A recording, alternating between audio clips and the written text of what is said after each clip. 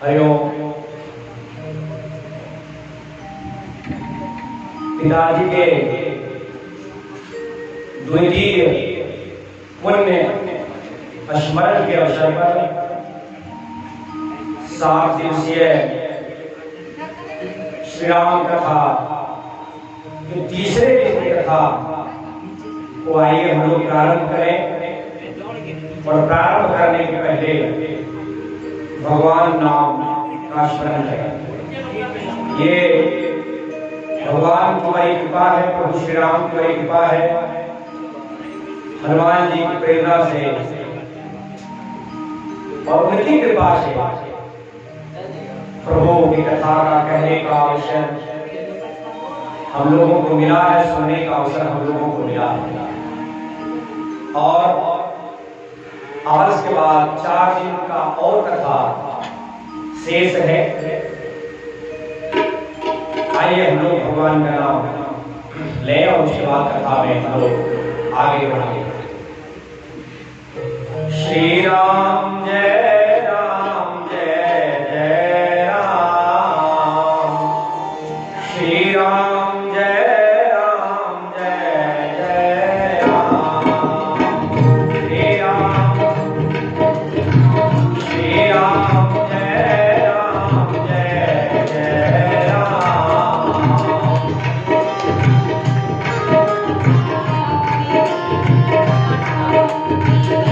श्री राम जय राम जय जय राम, श्री राम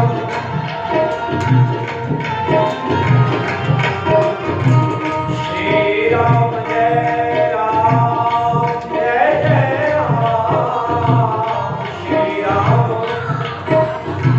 श्री राम जय राम जय जय राम, श्री राम जय राम जय जय राम।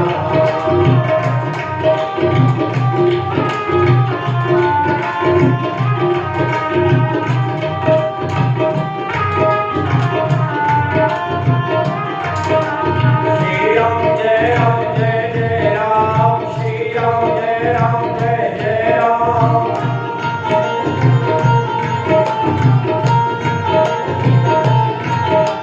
श्री राम जय राम जय जय राम, श्री राम जय राम जय जय राम। श्री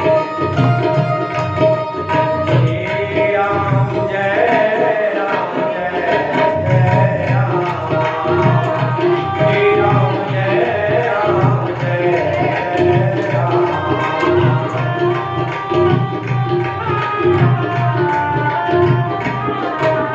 श्री राम जय राम जय जय राम, श्री राम जय राम जय जय राम, श्री राम जय राम जय जय राम, श्री राम जय राम जय जय, श्री राम जय राम जय जय राम, श्री राम जय राम जय जय राम।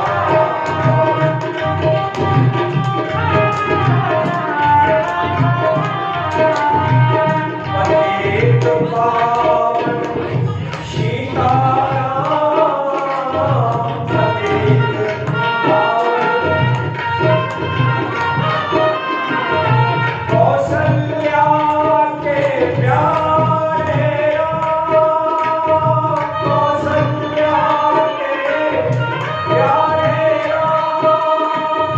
दशरथ जीवन धर्म श्री राम, दशरथ जीवन धर्म श्री राम। श्री राम जय राम जय राम, श्री राम जय राम जय राम, श्री राम जय राम जय राम।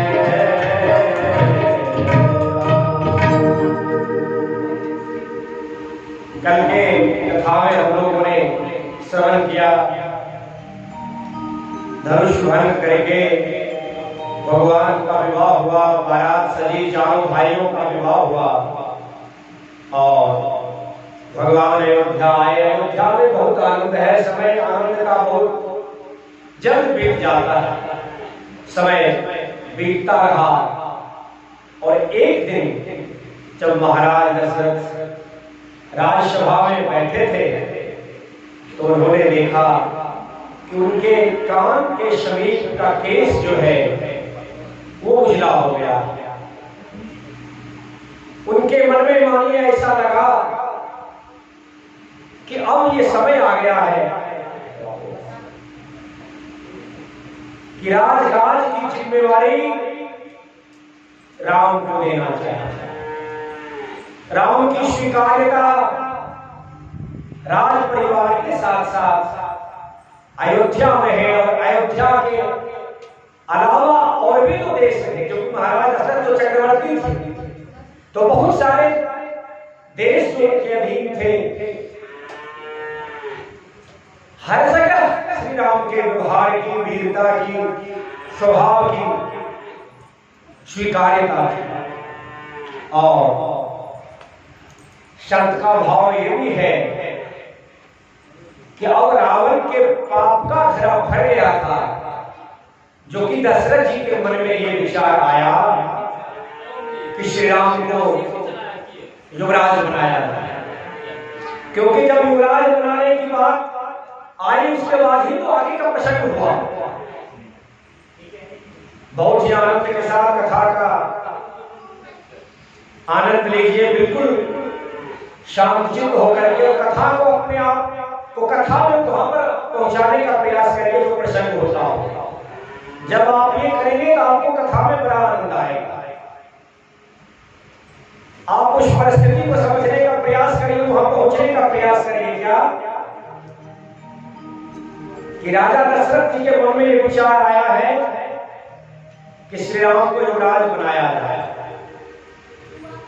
तो फिर वहां पर एक नियम था कि राज परिवार का जो निर्णय है वो गुरु वशिष्ठ के मंत्रणा के बाद, उनकी इच्छा के बाद, उनके आदेश के बाद लिए जाते हैं। अपनी इच्छा से उस राज परिवार में निर्णय नहीं हुआ करता। और एक बात और आप जान लीजिए कि ब्रह्मा, विष्णु और महेश के बाद गुरु वशिष्ठ का नंबर आता है। महात्माओं का ये मानना था कि वशिष्ठ जी ब्रह्मा, विष्णु, महेश के बाद चौथे संपन्न देव के समान हैं। अब दशरथ जी ने अपनी इच्छा प्रकट की और आइए गोस्वामी जी ने क्या चौपाई दिया, क्या शब्द दिया। अब अभिलाष एक मन मोरे पूजिनाथ अनुग्रह तोरे। गुरुदेव, अगर आपका अनुग्रह हो तो मेरी जो अभिलाषा है वो उसकी पूर्ति होगी। क्या अभिलाषा है कि नाथ राम करिहहि युवराजु, कहिय कृपा करि करिय समाजु। मेरी इच्छा ये है कि राम अब युवराज हो जाए, कार्यभार अब राम संभाले। क्यों ऐसी इच्छा हो गई? तो गोस्वामी जी ने कहा, दशरथ जी ने कहा, प्रसंग सुनिएगा कि मोहे अछत यह होई उछाहु,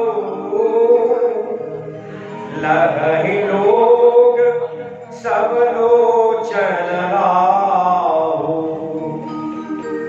मेरे रहते अगर ये आनंद हो पाया, अगर मैं इन नेत्रों से राम को युवराज होता हुआ देख पाया, तो मेरे लिए ये सौभाग्य की बात होगी। क्योंकि अब मेरे जीवन में कुछ देखने के लिए, करने के लिए रहा नहीं। एक यही कार्य है जो दिल में इच्छा है कि हम उसे देख लें अपने नेत्रों से। तो फिर ऐसी बात क्यों कि अकस्मात कह रहे हैं कि मेरे रहते ऐसी बात क्या हो गई? तो अन्य रामायणों में ये वर्णित है कि पिछले कुछ दिनों से दशरथ जी स्वप्न बार बार देखते चले आ रहे। ज्योतिषविदों को बुलाया गया कि महाराज इस प्रकार के स्वप्न बार बार देख रहे हैं पिछले कुछ दिनों से, स्वप्न का फल क्या है?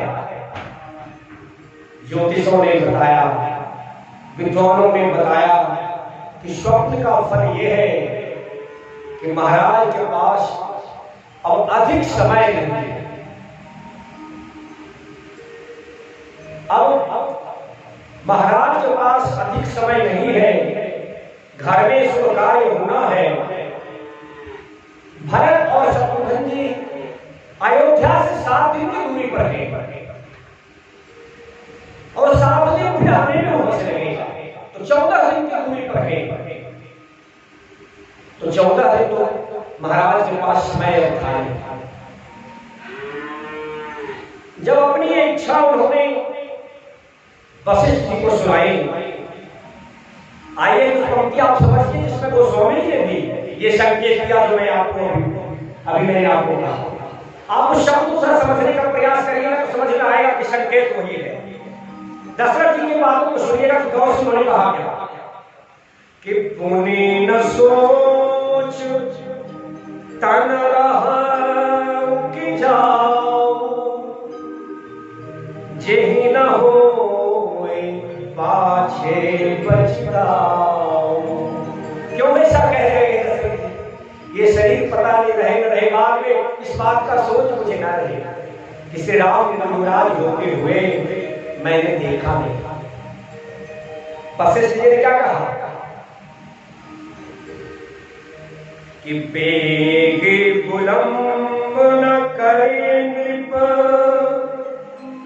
साजिए सब समाज, सुदिन सुमंगल तबहि जब, राम होहि युवराज। राम जब युवराज होंगे उसी समय सुदिन है, दिन देखने की आवश्यकता नहीं, वही घड़ी मंगल की घड़ी है। हमारे आपके जीवन की जो ये घड़ी है, याद रखिए, जिस घड़ी में आप श्री रामचरितमानस रूपी कथा गंगा में डुबकी लगा रहे हैं, जिस घड़ी में आपके श्रवण के माध्यम से श्रवणामृत कथा आपके हृदय में जा रही है, तो आपके जन्मों के जो कृष्ण पाप जमा है वो क्लीन हो गया। बार बार जब कथा आपके कानों से आपके हृदय में प्रवेश करेगा, इसे अपने मस्तिष्क में रोकिएगा नहीं, अपने मन मस्तिष्क में भगवान की कथा को तोड़िएगा नहीं, सीधे उसको हृदय में जाने दीजिएगा। जब वो कथा हृदय में जाएगी तो फिर आपकी स्थिति वो बनेगी कि आईना पर धूल है और चेहरा दिखता नहीं, तो दोस्त आप आईने को देते हैं, आप आईने की सफाई नहीं कर रहे। लेकिन ये राम कथा रूपी अमृत से जब आपके हृदय का कलुषित विचार कोटि जन्मों के पाप का जब क्षय होगा, तब जब दर्पण यहाँ पर स्पष्ट होगा, साफ होगा, तब भगवान के प्रति हृदय में प्रेम रूपी बीज का अंकुरण होगा। और फिर कथाओं में जब लगातार आप आते रहेंगे तो उसी बीज का अंकुरित होगा, अंकुरण होते हुए वो बीज और बढ़ता चला जाएगा।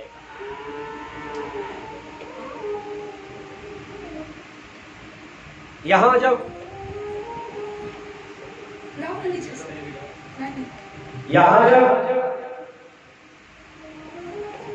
इस प्रकार की बातें अयोध्या में हुई, और देखिए लोग कहते हैं कि धरती पर जो बातें हुआ करती हैं उसका असर अन्य लोगों में होता है कि नहीं होता है, लेकिन रामचरितमानस ये दिखाता है कि धरती पर जो बातें होती हैं उसका असर अन्य लोगों में होता है। स्वर्गलोक में अब देवताओं में एक अजीब सी अशांति है, एक अजीब सा चिंतन है, एक अजीब सी चिंता में अब देवराजित है, सारे देवता है। कि आज गुरु वशिष्ठ ने भी कह दी कि कल जो कार्यक्रम है वो कल ही हो जाए, क्योंकि आज तो चर्चा ही हो रही है। तो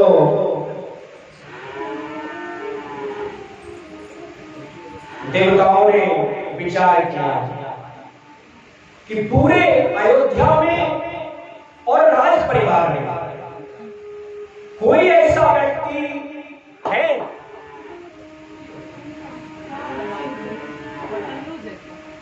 जिसे श्री राम से प्रेम ना हो। कोई ऐसा व्यक्ति है जो राम के विरोध में सोचे।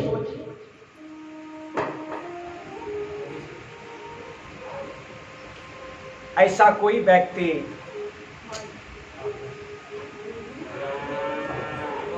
श्री राम के विरोध में सोचने वाला पूरी अयोध्या में कोई व्यक्ति मिल नहीं रहा। आप सोचिए, इस बात पर विचार करिए। प्रभु श्री राम का व्यवहार कैसा होगा, स्वभाव।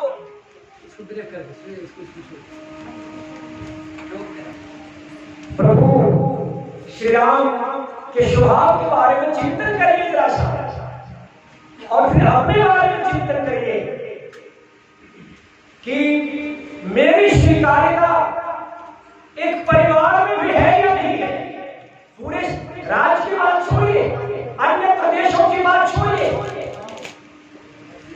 और ये भी विचार करिए कि जिस जीवन पर आप आज अहंकार कर रहे हैं, अच्छा इस पर ऐसा विचार करिए ना 2 मिनट। व्यक्ति जिस समय इस धरती पर आया, अपने से कुछ करने की शक्ति उसमें सामर्थ्य थी क्या? हाँ या नहीं? उधर से जवाब दीजिएगा। थी क्या? नहीं थी। वर्षों तक हमारा आपका जीवन दूसरे के ऊपर रहा,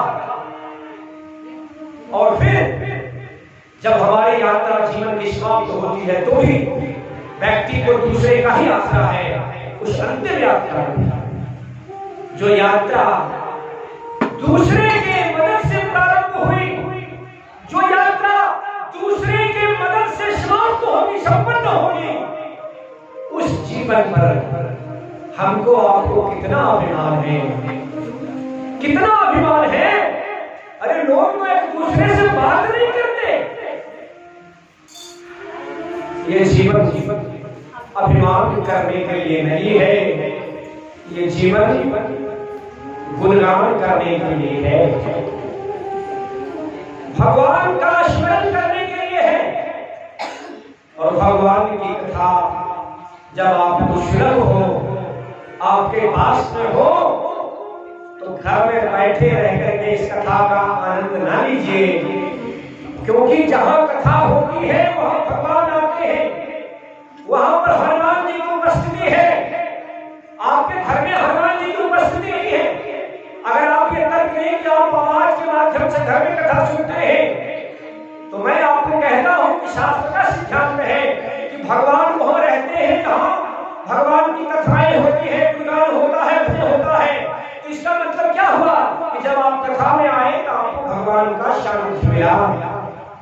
और हनुमान जी का भी सिद्धांत है, जब भगवान की कथा होती है तो हनुमान जी रहते हैं, तो आपको हनुमान जी का भी सानिध्य मिला।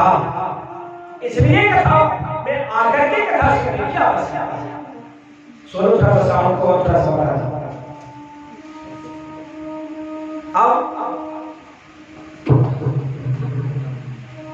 जब इस तरह की बातें हुई, इस प्रसंग के कुछ पहले जब समय बीत गया, नारद जी की एक दिन इच्छा हुई कि बहुत दिन हो गए भगवान का दर्शन हमने किया नहीं, तो भगवान से मिलने आए। नारद जी ने जब ये बात ब्रह्मा जी को बताई कि मैं प्रभु का दर्शन करने जा रहा हूं, तो उन्होंने नारद जी से कहा कि प्रभु को यह स्मरण कराइएगा कि जो मुख्य कार्य था भगवान का अवतरण का, जिसके कारण भगवान ने अपने लोक को छोड़ करके अयोध्या धाम में आने का निश्चय किया, वो कार्य अब प्रारंभ किया जाए, वो कार्य हो। और जब नारद जी मिलने आए तो उन्होंने ब्रह्मा जी की इस प्रार्थना को प्रभु को सुनाया। प्रभु के साथ, श्री राम के साथ उस समय मां जानकी भी है। अब माता जानकी और प्रभु श्री राम में विचार विमर्श होने लगा कि क्या किया जाए, क्या तरीका बनाया जाए, जिस तरीके के बाद, उस स्थिति परिस्थिति के बाद हमारा बन जाना हो, क्योंकि पिताजी हमको बन जाने देंगे नहीं, और इस धराधाम पर कोई ऐसा है नहीं जो हमारे पिताजी को विवश कर सके इस बात के लिए कि हम राम को बन गए या राम बन जाए।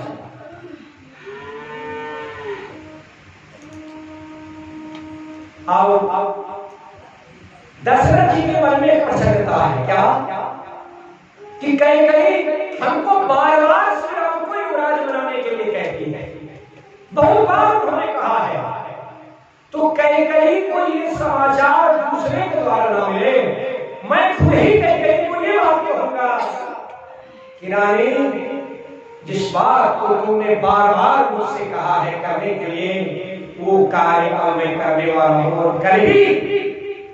राम को हम युवराज बनाने जा रहे हैं। ये इच्छा दशरथ जी की थी कि अपने जी को ये संवाद अपने से कहेंगे, लेकिन अन्य जगह ये समाचार फैल गया। अयोध्या में घर सजाने लगा, रोड सजने लगा, मंदिर सजने लगे, बाकी जो राज भवन है वहां पर भी मंगल का कार्य प्रारंभ हो गया। मैंने देवलोक के बारे में आपको पहले ही कहा कि वहां पर क्या उथल-पुथल चल रहा था। देवताओं ने माता सरस्वती की प्रार्थना की, हे माता, हमारे ऊपर आप कृपा करके हमें दर्शन दीजिए। देवताओं की प्रशंसा, देवताओं की प्रार्थना को सुन करके माता सरस्वती का वहां पर प्राकट्य हुआ। देवताओं ने अपनी इच्छा उनसे बताई कि मैं चाहता हूं कि जो कार्य अयोध्या में कल होने वाला है, वो कार्य में किसी तरह का विघ्न हो, कोई ऐसी परिस्थिति वहां पर उत्पन्न हो जो वो कार्य कर न हो सके। और एक कार्य के पीछे देखिए कितने कार्य हुआ करते हैं। एक बार की बात है, एक गंधर्व अयोध्या में आए, संगीत का आनंद माता कहते ले रही थी। उनकी इच्छा हुई लौटने की, और उन्होंने लौटने के कारण को बताया कि महाराज जी को जो है नाराज हो जाएंगे। तो माता कैकेयी ने एक पत्र लिख करके दिया इंद्र के नाम, मैं चाहती हूँ कि विश्वास गंधर्व जो है वो यहाँ पर रहे, विश्वास गंधर्व वहां पर रहे। चुके माता कैकेयी और दशरथ जी का इंद्र के ऊपर क्या था आप जानते हैं। देवताओं को युद्ध में दशरथ जी ने सहायता प्रदान की, लेकिन इंद्र को इस बात का दुख था, मन में इस बात का उनके मन में खटक रहा था, और वो इस प्रतीक्षा में थी कि हम माता कैकेयी को इसके लिए कुछ न कुछ तो करेंगे। और जब माता सरस्वती तो पहले तैयार नहीं हुई कि हम अयोध्या जाएं, फिर किसी का चयन करें और किसी को इतना ज्ञान दें जो परिस्थिति में 360 डिग्री का परिवर्तन करा दे, कि राम को युवराज से वनवास तक की परिस्थिति ला दे, इतना ज्ञान किसी को हम दें। लेकिन श्री राम की रूह को जानते हैं। आप कहेंगे कि हम कहा से बोल रहे हैं, ये बात भी आप राम से मानस से कह रहे हैं।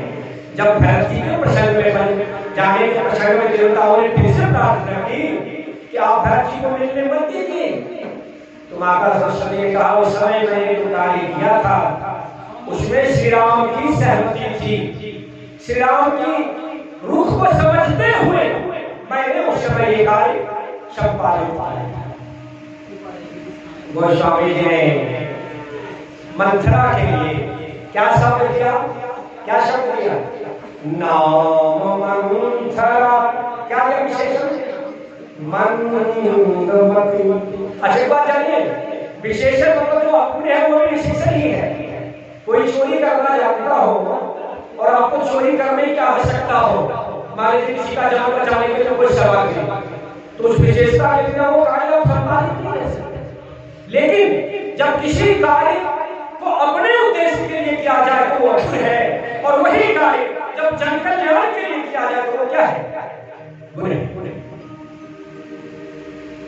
युद्ध के मैदान में एक सैनिक अगर 100 लोग 100 दूसरे विपक्षी सैनिक को मारते हैं तो उसको महावीर वीर कहा जाता है, मरने वाले सैनिक दुश्मन जाते हैं, क्योंकि वहां पर स्वार्थ नहीं है, अपने देश के लिए लड़ रहा है, व्यक्ति अपने लिए नहीं लड़ रहा। और लेकिन आप अपने लिए अपनी संपत्ति को बढ़ाने के लिए, दूसरे की संपत्ति को लेने के लिए 100 आदमी को मार दें तो क्या होगा? तब आप स्वर्ग हो जाएंगे क्या? तब आपको लोग बोलेंगे वीर गति प्राप्त हो गया। इसलिए कोई कार्य, मैं बराबर इस बात को कहा करता हूं कि कोई कार्य इस बात को निश्चित नहीं करता कि वो जो है या नहीं है, उस कार्य को करने के पीछे आपका सिद्धांत क्या है, आपकी मंशा क्या है, आपका उद्देश्य क्या है, आपकी लालसा क्या है, आपकी चाहत क्या है, उससे निर्भर होता है कि वो पाप है या पुण्य है। मंथरा ने कैकेयी जी के महल से निकल करके देखा अयोध्या में सजावट है, कौशल्या जी के भवन में सजावट है, तो जो लोग दासियां वहां पर थी, अन्य लोग थे, तो सब मुझसे पूछा क्या बात है। सब ने बताया कि कल श्री राम युवराज बनने वाले हैं। और तब तक माता सरस्वती ने मंथरा जी का चयन कर लिया था इस कार्य के लिए कि अब राजभवन में ऐसी घटना होने वाली है कि कल राम अब अयोध्या के सिंहासन पर नहीं बैठेंगे, बन के लिए प्रस्थान करेंगे, ऐसी परिस्थिति आ जाएगी। अब तो मंथरा के मन में एक ऐसी आग, एक ऐसी घृणा कौशल्या और राम के प्रति कि वहां से इस प्रकार से आई बताने के लिए कि मारे अपने उस घृणा का बदलाव लेना ही। पहले बार में जब उन्होंने आकर के माता कैकेयी को ये बात कही तो माता कैकेयी के पास अनमोल माला था। उन्होंने इस प्रसन्नता में कि राम युवराज का हो रहा है, उन्होंने उस माला को खोल करके मंथरा को दे दिया कि मैं तो चाहती थी कि वो कार्य कल होने वाला है, लेकिन प्रभु राम की इच्छा तो कुछ और ही थी। प्रभु राम तो कल बन जाना चाहते थे, इसलिए उन्होंने माता कैकेयी के मन को भी बदला और माता सरस्वती को माध्यम बना करके अब माता कैकेयी को कुछ ऐसे उदाहरण दिए गए, जब कोई दूसरा व्यक्ति राजा बना तो उसने क्या सौतेला व्यवहार किया अपने भाई के साथ, माता के साथ। इतने उदाहरण दिए गए कि मंथरा बार बार कथा सुनती थी वशिष्ठ जी के द्वारा, तो सारा इतिहास ग्रंथ उन्होंने भी सुना हुआ था, लेकिन आज अपनी कथा का प्रयोग माता कैकेयी के हृदय में श्री राम के प्रेम को नफरत में बदलने के लिए किया। मंथरा ने और कुछ बातें कही। कैकेयी जी ने कहा कि अगर तुमने श्री राम के विरोध में अनेक और भी बात कही तो मैं तुम्हारी जीभ खींच दूंगी। लेकिन श्री राम, जैसा मैं बार बार कह रहा हूं, श्री राम खुद चाहते थे कि हम बन जाए, और वैसे भी श्री रामचरितमानस का ही सिद्धांत है कि श्री राम किसी जीव के व्यक्ति के हृदय की प्रेरणा है। पूर्व प्रेरक रघुवंश विभूषण। एक बात नहीं समझ लीजिए, आप जिससे अतिशय प्रेम करेंगे या आपके मन में जिनके बारे में ऐसा लगेगा कि वो हमसे सबसे अधिक प्रेम करता है, क्योंकि माता कैकेयी ने कहने के क्रम में मंथरा को कहा कि मंथरा तुम्हें मालूम नहीं, मैंने राम की परीक्षा कई बार ली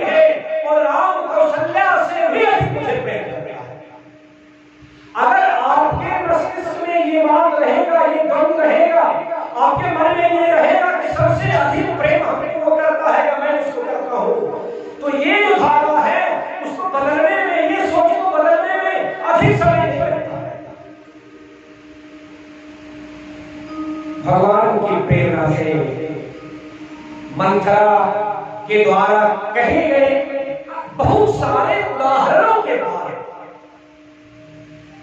माता कैकेयी के हृदय में परिवर्तन हो गया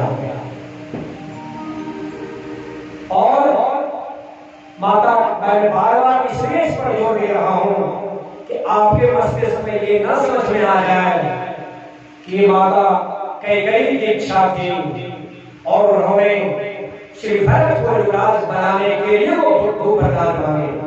ऐसी बात नहीं, क्योंकि राम जी ने भरत जी को चित्रकूट में ये बात कही कि जो संत सभाओं में नहीं रहा होगा वो इस बात को कहेगा कि माता कैकेयी ने हमको वर भेजा। भरत, इसमें उनका दोष तनिक भी नहीं है। अच्छा, ये तो एक बात है। दूसरी बात और समझिएगा कि एक मैं पहले आपको एक और उदाहरण दिया, आप थोड़ा उस प्रसंग में अपने आप को पहुंचाइए। जब हनुमान जी मां जानकी का पता लगा करके आए और जामवंत जी ने प्रभु राम को ये मैसेज देना प्रारंभ किया,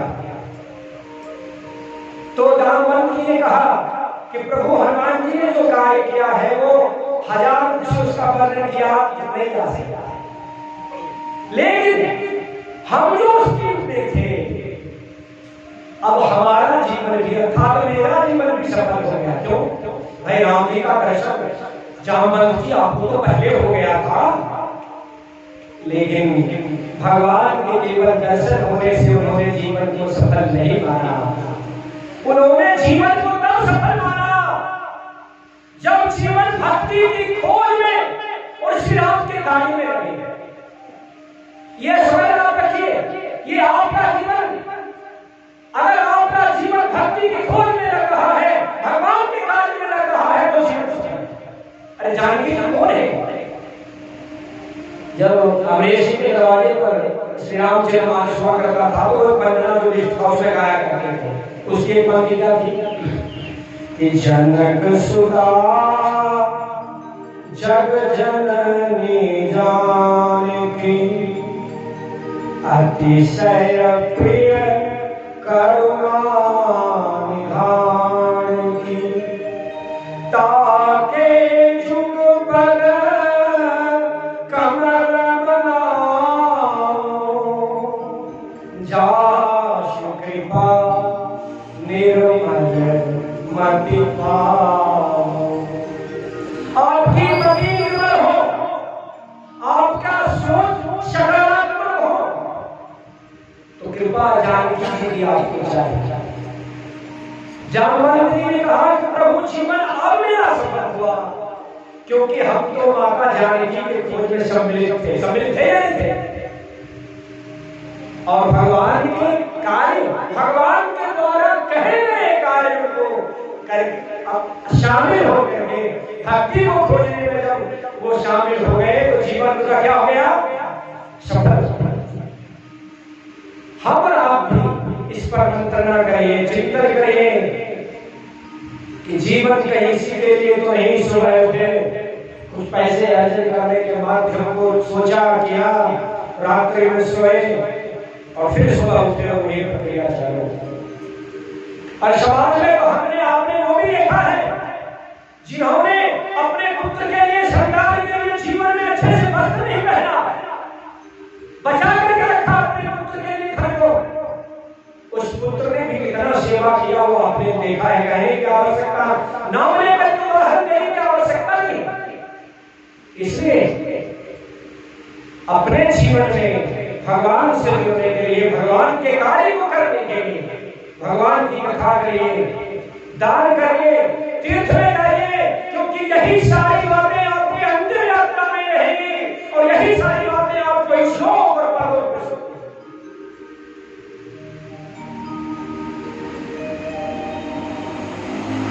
अब मंथरा ने याद दिलाया कि महारानी आपके पास तो दिया हुआ महाराज का वचन है और स्कूल की परंपरा है कि स्कूल में जो बोलते हैं वो करते हैं, जो बोल दिया उसे निभाने के लिए अगर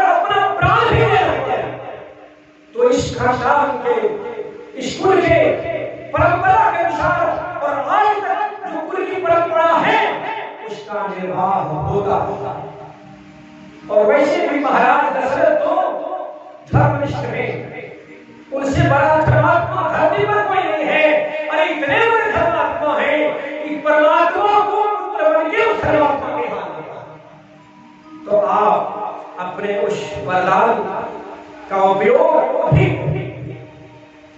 और अगर इस प्रसंग पर भी आप विचार करिएगा तो आपको लगेगा कि प्रभु राम ने माता कैकेयी के उस वरदान का प्रयोग इस्तेमाल जन कल्याण अपने भक्तों से मिलने के लिए, धर्म की स्थापना के लिए, केवट के चरण को झुलाने के लिए, वाल्मीकि को दर्शन देने के लिए और फिर रावण को उद्धार करने के लिए।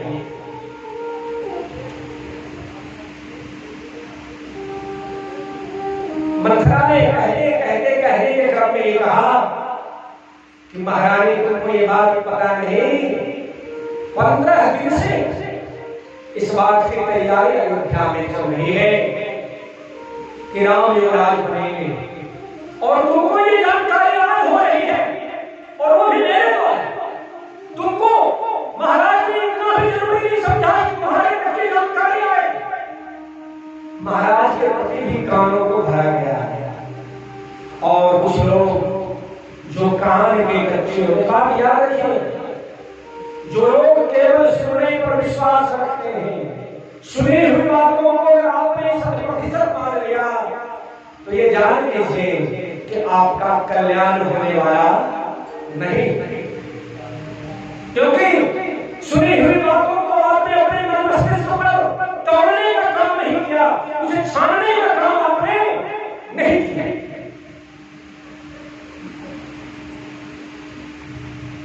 शब्द का भाव है कि जब ये बात उन्होंने कही कि आज जो 14 दिन बाद ये जानकारी मेरे द्वारा मिली तो प्रभु राम के लिए 14 वर्ष का वनवास मांगा गया। तो एक यही कारण है, एक यही कारण नहीं।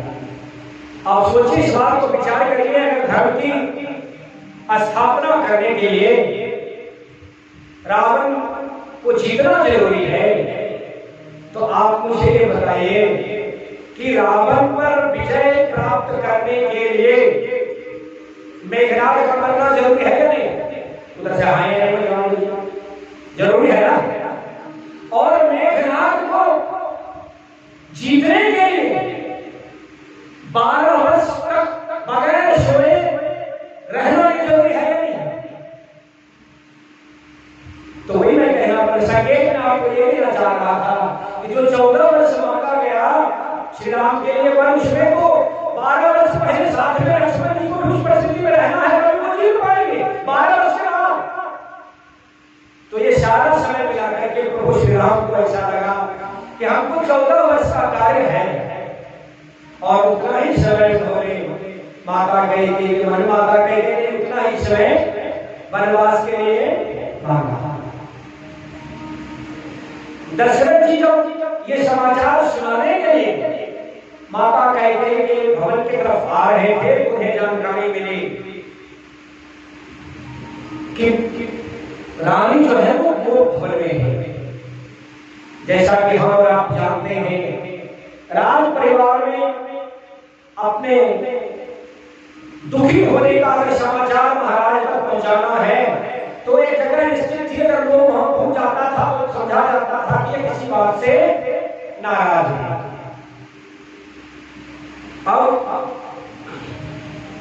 गोस्वामी जी ने कहा कि जब ये जानकारी हुई, उन्होंने तो कैकेयी जी को देखा तो बहुत समझाने का प्रयास किया, लेकिन दशरथ जी की बात समझ में नहीं आई और राम जी का शपथ लेना करके माता कैकेयी ने अपने दोनों प्रधान मांगे, भरत के लिए युवराज और श्री राम के लिए वनवास। सुबह हुई, लोग प्रतीक्षा में थे कि महाराज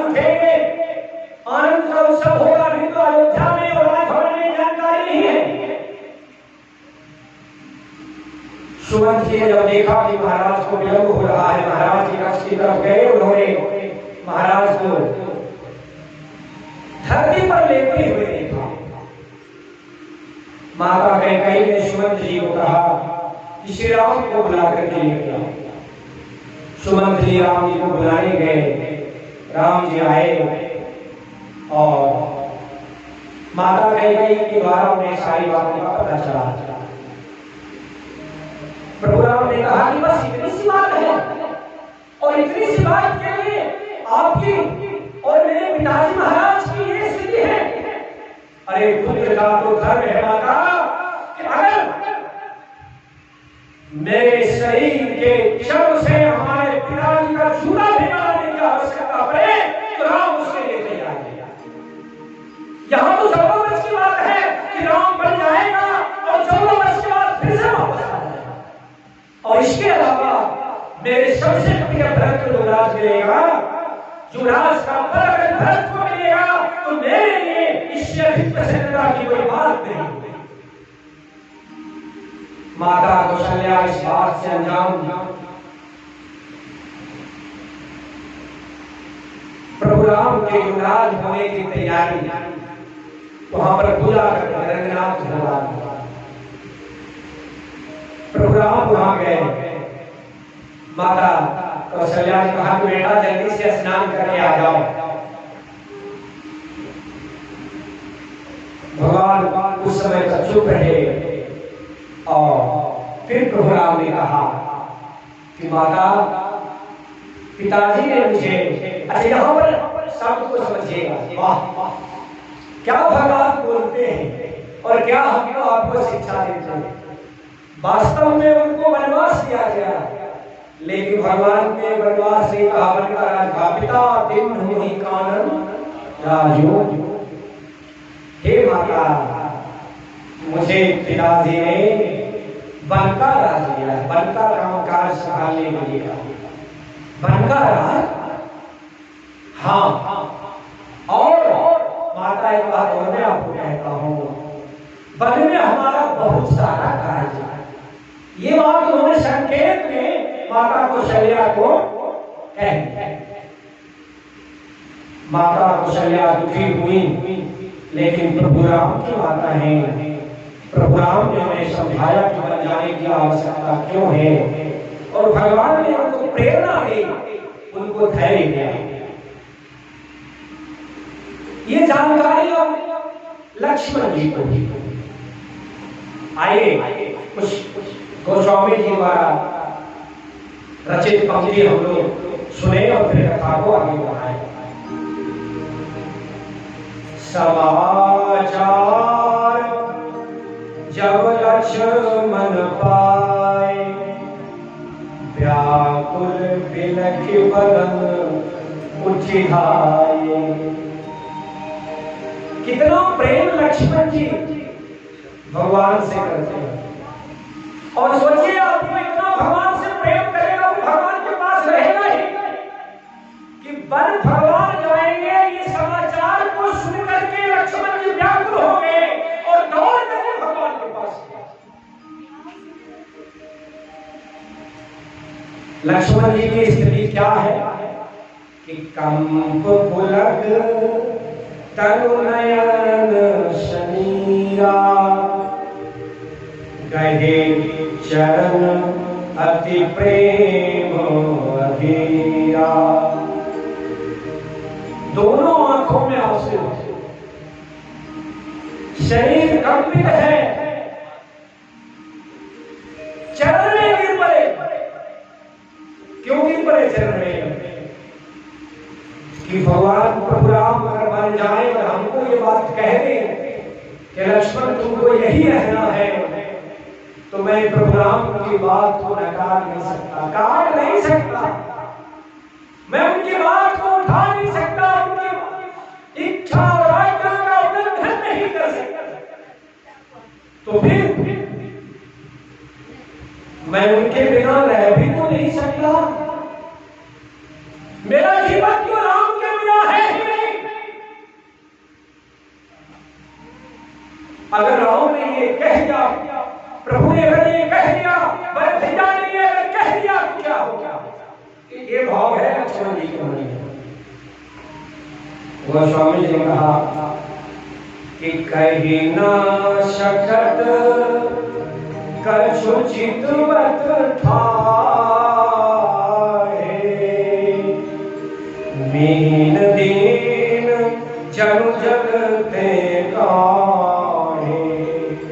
एक मछली को आप जल से बाहर निकालिए, उसकी छटपटाहट का आनंद लीजिए, वैसे ही छटपटाहट, वैसे ही व्याकुलता, वैसे ही जीवन के लिए जल्दी आवश्यकता के बारे में चिंतन, यही इसके लक्ष्मण जी हैं। सोचते हैं कि श्री राम हमको क्या कहेंगे, मोह कह का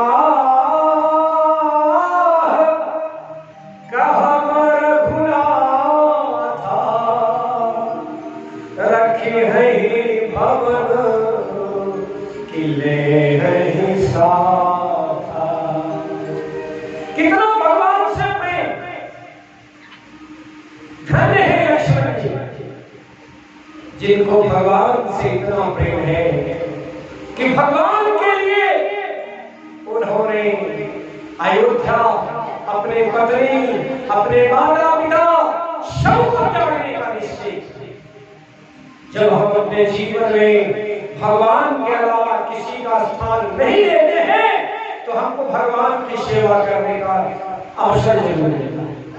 लक्ष्मण जी को भगवान की सेवा करने का अवसर मिलने वाला है।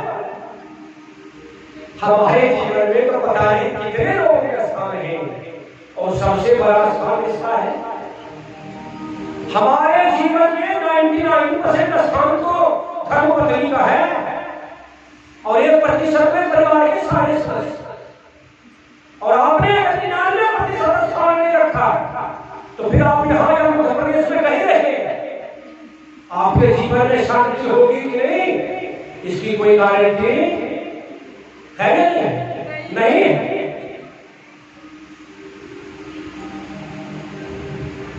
गोस्वामी जी ने कहा कि जब लक्ष्मण जी के इस स्थिति को प्रभु राम ने देखा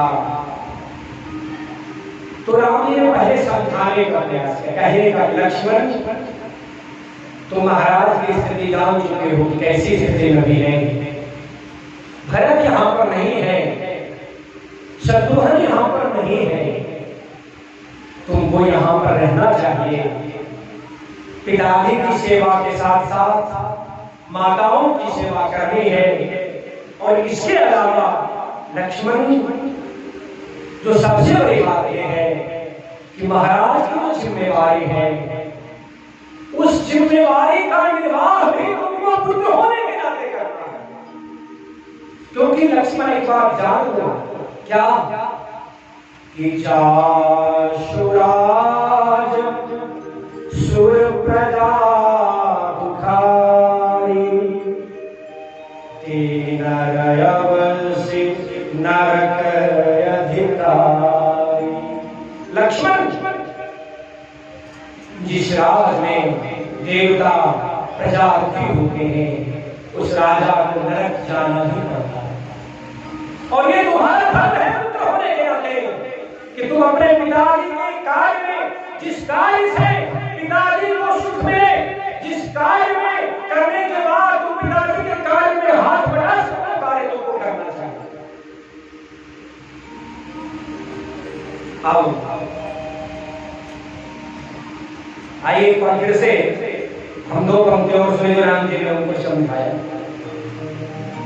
कि अगर मैं लक्ष्मण तुमको वन लेकर के साथ जाता हूं तो कि मैं बन जाऊं तुम्हीं ले साखा, कोई शवहि विधि अवध अनाथा, गुरु पितु मातु प्रजा परिवारो, सब कह परई दुषह दुख भारो। तो फिर मेरी इच्छा ये है ये लक्ष्मण कि रहु करहु सब कर परितोषो, न तरुतात होए बरदोषो, जा सुराज प्रिय प्रजा दुखारी शौर्य अवश नरक अधिकारी। फिर इसमें आपके हमारे लिए संकेत क्या है? यहाँ पर हर एक आदमी राजा है, इसका मतलब नहीं है। यहाँ पर हर एक व्यक्ति है जो कुछ व्यक्तियों के हाथ उठाता या नहीं उठाता। आप अपने परिवार के राजा है या नहीं?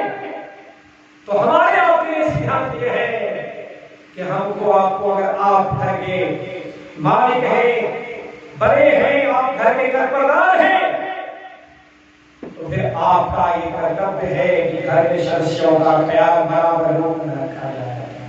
नहीं तो फिर नरक जाने के लिए तैयार होइए। आप अगर घर के राजा हैं तो आपका कर्तव्य है कि देवताओं के लिए भी कुछ कार्य किए जाएं। क्योंकि अगर आपने देवताओं के लिए, आप जानते हैं हमने कई बार ये चर्चा की, देव जो ऋण हो इसमें आपने अगर देवताओं के लिए कार्य नहीं किए, ऋषि इन जो ऋण आपके ऊपर है वो ऋण को आपने मानव शरीर पा करके नहीं उतारा, तो फिर आप तैयार होइए उस 84 लाख तरह की योनियों में भ्रम करने। अरे आपको मालूम है 84 लाख बार हमारा अलग अलग प्रकार के शरीरों, पहाड़ पर्वत पे सब कुछ बन चुके हैं, तब आप तारीफ करेंगे। बताइए एक बात बताइए, जो पेड़ है मालूम है वो एक जीव ही है, ठंडा है, गर्मी है, कोई पानी नहीं दे रहा, लेकिन हमको आपको इस बात है भगवान ने हमारे आपके लिए सब कुछ व्यवस्था की है।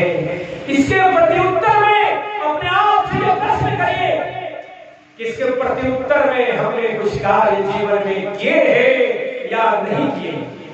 आज ही हम रमेश भाई ओझा के द्वारा रचित श्री राम कथा प्रसंग में पढ़ रहे थे कि सूर्य नारायण को आप देखिए, लगातार उन्होंने क्या शब्द दिए, 2-3 टर्मिनोलॉजी सूर्य भगवान के लिए कि नो वेकेशन, लगातार भगवान। अभी भारत में उन्होंने विश्राम हुआ है, उत्तर अमेरिका की तरफ उनका चालू, कोई वेकेशन उनके लिए नहीं। दूसरा शब्द उन्होंने दिया था नो डिस्क्रिमिनेशन, हिंदू मुस्लिम सिख ईसाई पापी धर्मात्मा सबके लिए वही बराबर। भगवान को प्रत्युत्तर में जिस सूर्य नारायण ने, जिस पवन देव ने, जिस परमात्मा ने, जिस माता धरती ने हमको आपको आश्रय दिया, उनके कल्याण के लिए अगर कुछ कार्य आपने नहीं किए तो आप पछताने के लिए तैयार रहिए। और ये बात स्मरण में रखते हुए कि आपकी जब अंतिम यात्रा प्रारंभ होगी तो उसमें आप वो लोग नहीं हो सकोगे जिसके लिए आपने धन को एकत्रित करके संगठित करके रखा। जिस धन को आपने रखा था कि वो धन हमारे पुण्य को सुधरेगा, वो पुण्य आपके वहां पर जब आप धर्मराज की सभा में होंगे तो नहीं रहेगा। आपके किए हुए पुण्य वहां पर केवल आपके साथ होगा। आपका लिया हुआ राम नाम, आपके द्वारा सुना गया राम की कथा, आपके द्वारा किया गया परहित केवल आपके साथ होगा। इसलिए चिंता उस बात की करिए और उस बात को चिंता करते हुए उस बात पर चिंता से चिंतन की तरफ बढ़िए और फिर चिंतन को मनन की तरफ बढ़ाइए और मनन करते हुए भगवान का गुणगान करिए। लक्ष्मण जी ने कहा कि भैया आपने जो कहा ये मेरा धर्म है कि मुझे यहाँ रहना चाहिए, तो मुझे एक बात बताइए, धर्म किसके लिए है? जो व्यक्ति जीवित है उसके लिए या जो व्यक्ति मर गया हो उसके लिए? अन्यत्र रामायण में ये प्रसंग है जो मैं आपको कह रहा हूं। श्री राम ने कहा लक्ष्मण धर्म उसके लिए है जो जीवित है।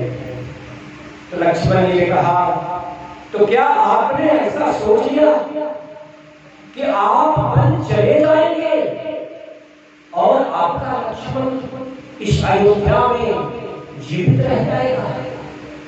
अरे आप अयोध्या से निकलेंगे बनेंगे तो लक्ष्मण का प्राण भी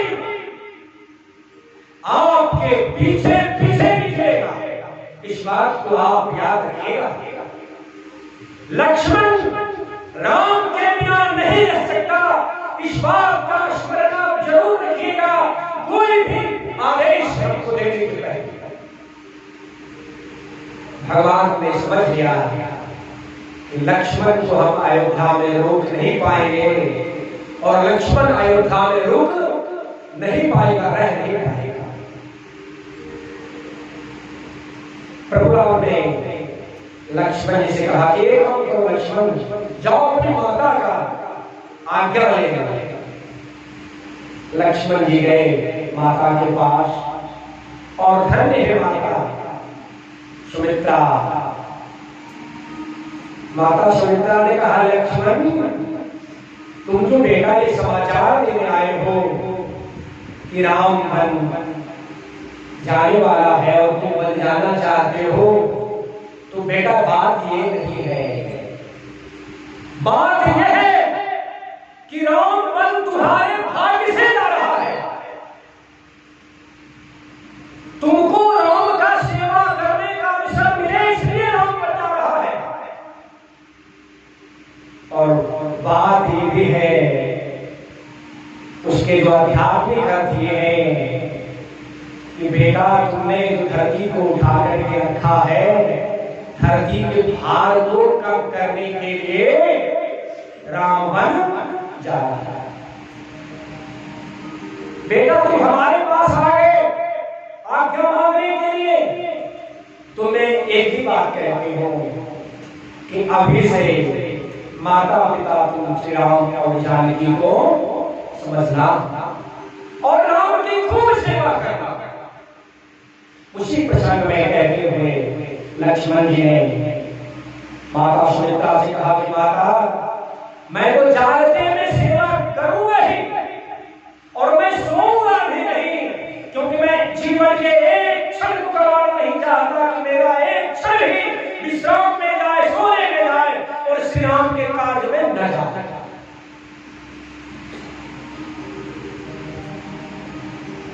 माता सुमित्रा ने एक बात और कही कि एक बात और जानो लक्ष्मण कि तुम ये समझना नहीं कि अयोध्या यहाँ है, अब जहाँ राम निवास। अरे बेटा, राम का निवास जहाँ होगा अयोध्या वही होगी, क्योंकि अयोध्या तो इसलिए है कि यहाँ पर राम है। हमारे आपके जीवन की सार्थकता तब है जब आप राम कथा सुनते हैं। धन की सार्थकता तब है जब धन आपके परिहित में जाए, राम कथा में जाए, यज्ञ में जाए, दान में जाए, किसी के इलाज कराने में जाए। आप 1 से 1 करोड़, 1 से 100 करोड़ भी कर दें और आपने धन को परिहित में, श्री राम कथा में, भगवान के सत्संग में नहीं लगाया, तो वो धन की वो गति नहीं हुई जो होनी चाहिए। धन की प्रथम गति क्या है? दान आप जानते हैं, धन्य धन्य प्रथम गति जाति। प्रथम गति तो दान ही है। दूसरी गति धन का जो है वो भोग है, और ये दोनों जिसने नहीं किया बहिष्कार, वो भी आप जानते हैं। इसलिए धन की प्रथम गति हो। शास्त्र सिद्धांत कहता है कि आप अर्निंग का 10% आप दान में लगाइए, और जो लोग नहीं लगाते हैं वो याद रखिए कि वो धन रोग बीमारी नुकसान होने में, खो जाने में जाता ही है, कोई उसको रोक नहीं सकता। ये सिद्धांत था।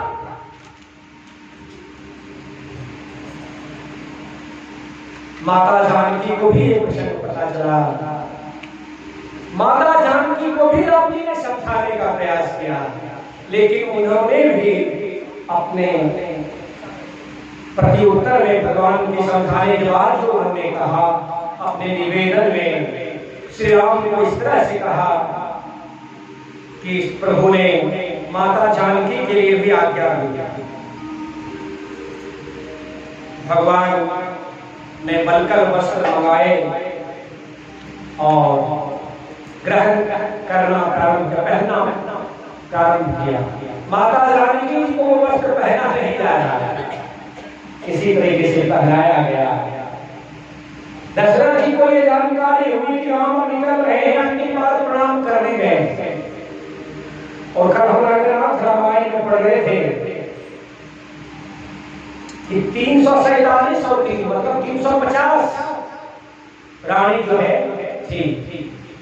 तो सब माताओं को इन्होंने प्रणाम करके वहां से भगवान सुमंत जी के साथ, क्योंकि सुमंत जी को दशरथ जी ने ये बात कही कि सुमंत वन में लेकर के जाओ, वन में को इतना दुख है कि राम लक्ष्मण सीता कैसे रह पाए, तुम वन दिखा करके वापस लेके आना, नहीं होगा तो सीता को वापस लेकर।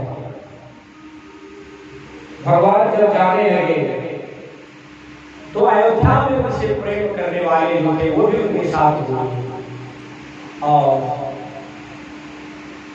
बोलने में एक पंक्ति हमको फिल्म के धुन पर है, वो स्मरण आ रहा है, वो जाने वाले हो सके तो लौट के आना, हो लौट के आना, ये राज अयोध्या का कहीं भूल न जाना, हो जाने वाले हो सके तो लौट के आना। भगवान के साथ चलते रहे, सब लोगों ने विश्राम किया। भगवान को लगा कि लोग हमारे साथ जाएंगे, मेरे घर का कार्य कैसे चलेगा, मेरा कार्य आगे का कैसा होगा जो मुझे करना है। सबको सोते हुए छोड़ करके भगवान वहां से जानकी जी, सुमंत जी और लक्ष्मण जी के साथ आगे बढ़ गए। पहले रथ के चक्के को कुछ इस तरह से इस डायरेक्शन में उन्होंने कहा सुमंत जी को चलाने के लिए कि लोग भ्रमित हो जाएं और भगवान की वास्तविक यात्रा विपरीत दिशा में जाए। वहां पर गए, भगवान को उनके बड़े प्रेमी निषाद राज से मुलाकात हुई। निषाद राज से मुलाकात के बाद रात्रि में भगवान ने वहीं पर विश्राम किया श्रीनवेरपुर में। सुबह हुई और सुबह में आज एक ऐसे भक्त का भाग खुला जो बहुत पहले क्षीर सागर में एक कच्छप के रूप में भगवान के चरण को स्पर्श करना चाहता था, लेकिन नाग के शेष नाग के पुरस्कार और लक्ष्मी जी के फूल के रस से भगवान के चरण के पास जाते जाते स्पर्श नहीं कर पाता, फिर हट जाता। और एक बार तो लक्ष्मण जी ने इतने जोर से पुकारा कि पाताल लोक में जाके गिरा, उसका प्राण हो गया। भगवान ने कहा कि अभी तो तुमको ये अवसर नहीं मिला, लेकिन जब मेरा रामावतार होगा तो तुमको हमारे चरण स्पर्श करने का अधिकार मिलेगा। आज वही केवल के रूप भगवान की प्रतीक्षा में गंगा के किनारे, और देखिए भगवान की कृपालुता। जिस भगवान ने एक चरण में एक बार जब भगवान ने विशाल शरीर बनाया तो इस लोक से ब्रह्मलोक तक भगवान का चरण गया, आपको मालूम है। भगवान का नख को ब्रह्मा जी ने धोया था, गंगा जी का अवतरण हुआ था, कमंडल में रखा, लेकिन बाप प्रभु श्री राम गंगा जी को पार करने के लिए भगवान ने अपने आप को बड़ा नहीं मान लिया। क्यों? क्योंकि प्रभु राम का एक सिद्धांत है, प्रभु राम हर समय छोटे को बड़ा बनाते हैं और जिसको बड़ा होने का अभिमान है उसको छोटा बनाते। अब आने वाले प्रसंग में याद करिए, जब बारे ने पूछा कि प्रभु आपने मुझे प्यार किया, कितना मारा, तो पहली बार भगवान ने क्या कहा? मूढ़ तो अतिशय अभिमाना, तुम बहुत अभिमानी हो और अपने पति पत्नी द्वारा सिखाई गई बातों को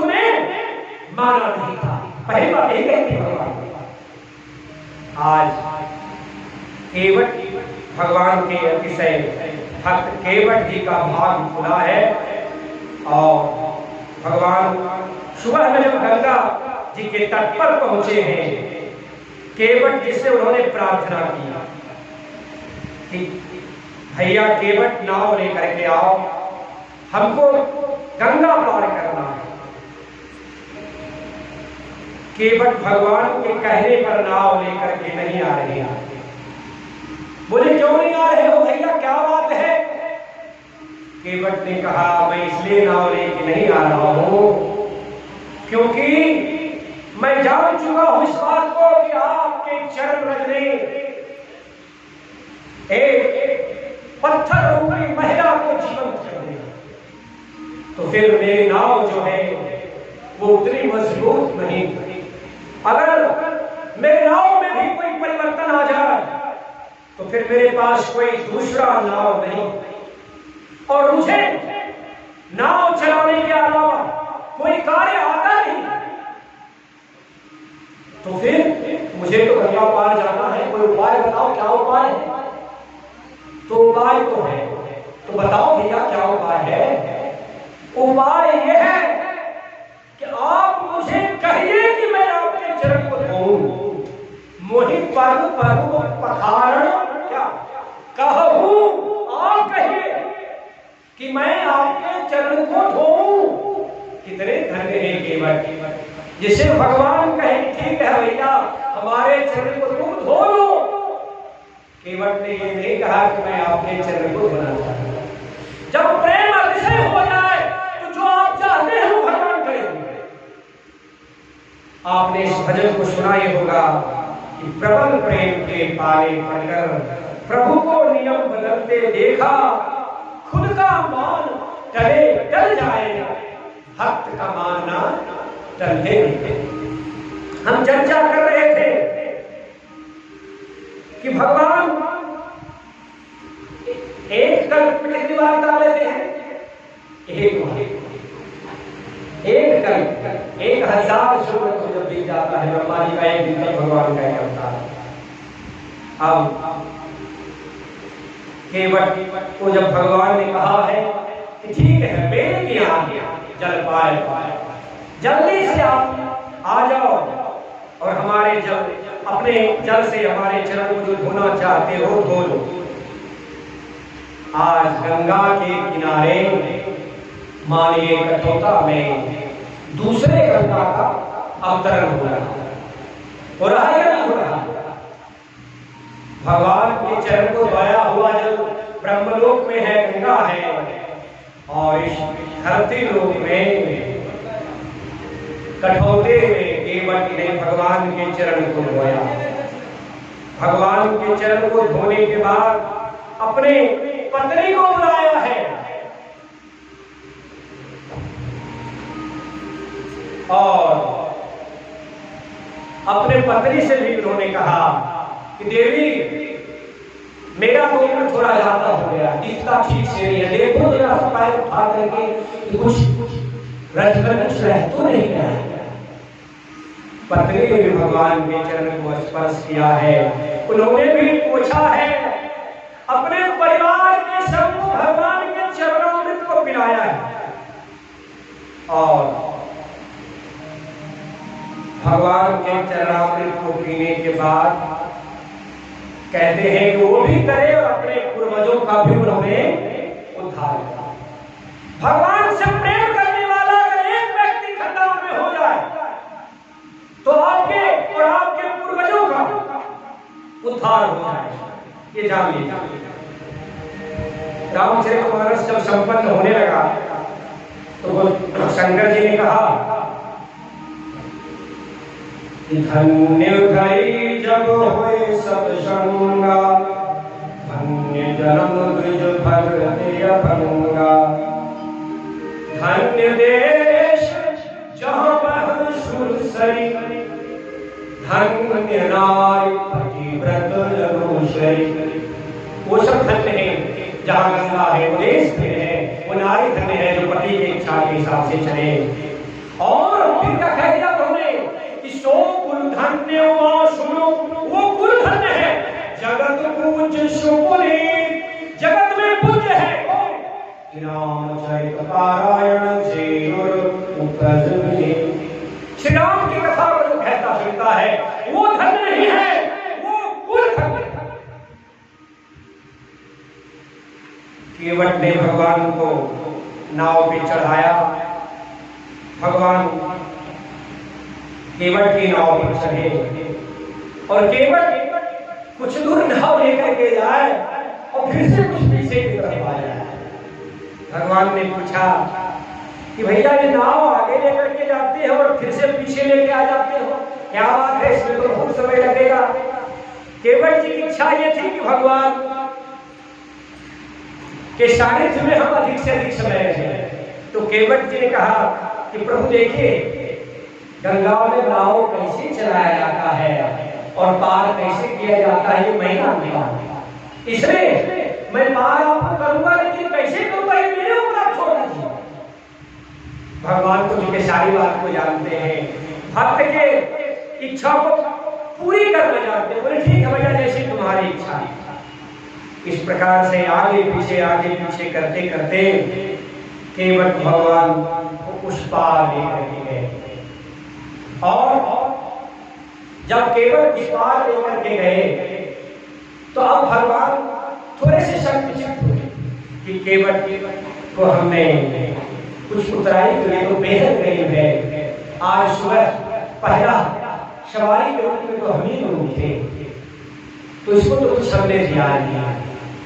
और यहाँ पर जो प्रसंग है कि पति पत्नी के लिए है, जानकी जी ने समझ लिया इस बात को कि भगवान संकुचित हो रहे हैं, तो जानकी जी के पास जो स्वर्ण जेवरात थे उन्हें भगवान ने को दिया देने के लिए।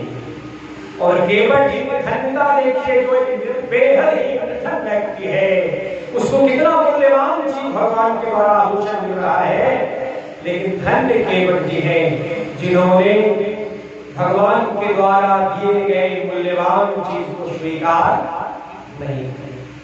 राम जी ने बहुत कहा, उन्होंने नहीं स्वीकार किया। फिर राम जी ने लक्ष्मण जी से कहा, लक्ष्मण तुम ही कहो ना। लक्ष्मण जी ने कहा, उन्होंने नहीं लिया। जानकी जी ने कहा, बहुत खिन्न करुणाएं याद करिए उस प्रसंग को। राम लक्ष्मण जी ने भी कहा, जब कुछ नहीं उन्होंने लिया तब प्रभु राम ने वो चीज ली जो उन्होंने कालकुशुंडी जी को दी। विमल भक्ति का वरदान उन्होंने बगैर मांगे केवट जी को दिया। अब बताइए, अगर केवट जी को मूल्यवान वस्तु स्वीकार करते तो विमल भक्ति का वरदान मिलता क्या? इसलिए अगर जीवन में कुछ आपको सर्वोपरि पाना है तो कुछ चीजें अगर मिल रही है तो इससे आप संतुष्ट न होइए, आप भगवान को भगवान नहीं पाओगे। हम लोग कथा को यहीं पर विश्राम देंगे। आइए एक भजन जो है जो सुने।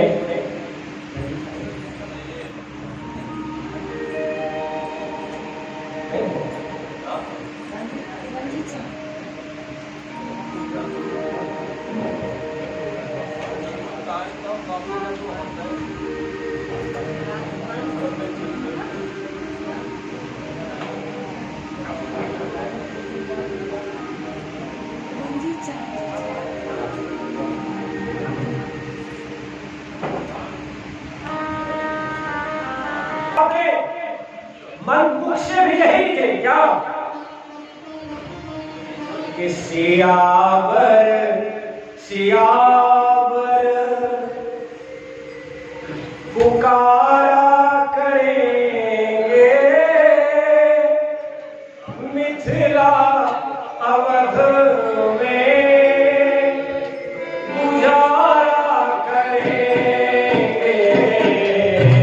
सियावर सियावर